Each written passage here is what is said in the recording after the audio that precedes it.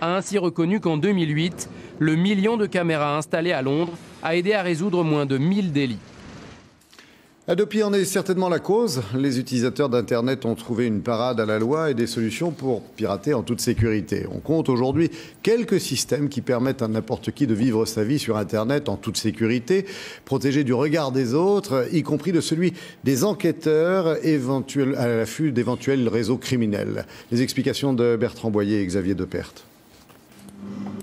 Quelques clics ont suffi. Ces deux étudiants viennent d'installer Perseus, un petit logiciel disponible sur Internet. Perseus fonctionne, il est activé. Quelques secondes plus tard, leurs échanges sur Internet, téléchargement de films, de musique, transfert de données bancaires sont codés et deviennent quasiment inviolables. Le fait d'installer justement Perseus sur notre ordinateur nous permet effectivement de nous cacher de ces téléchargements.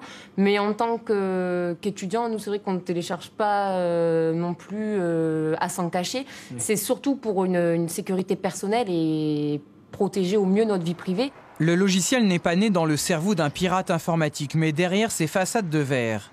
Éric Filiol y dirige un laboratoire de sécurité informatique. Cet ancien militaire spécialiste en cryptage a conçu Perseus, un programme qui n'était pas au départ destiné à contourner la loi Adopi qui sanctionne les téléchargements illégaux. Toute personne qui veut protéger ses communications, sa vie privée, lorsqu'elle échange n'importe quel type de flux, peut s'approprier la technologie Perseus tout en travaillant dans la légalité. Ça, c'était le point important pour nous. Des méthodes de protection personnelle encouragées par cette association.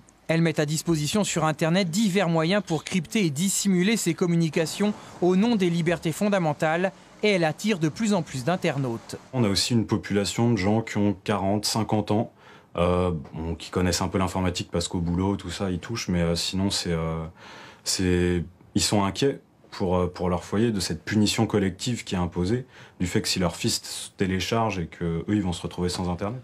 Or, jusqu'ici, seules les entreprises, les États et les réseaux terroristes, mafieux et pédophiles utilisaient le chiffrement, c'est-à-dire le cryptage de leurs échanges. Des projets de loi comme Adopi vont inciter les gens à chiffrer en grand nombre et en grande quantité, donc accroître le flux qui doit être traité par les services spécialisés, et précisément ça va compliquer leur tâche, parce qu'ils pourront plus séparer le bon grain de l'ivraie, à savoir les gens qui simplement chiffrent pour télécharger des MP3 ou autres, et les gens qui préparent des crimes ou des délits. Contactés, les cellules de lutte contre le cybercrime n'ont pas souhaité nous répondre, jugeant le sujet trop sensible, mais hors caméra, elles confirment leur inquiétude. Et dernière question avant de refermer ce journal. La dépouille d'Albert Camus ira-t-elle au Panthéon ?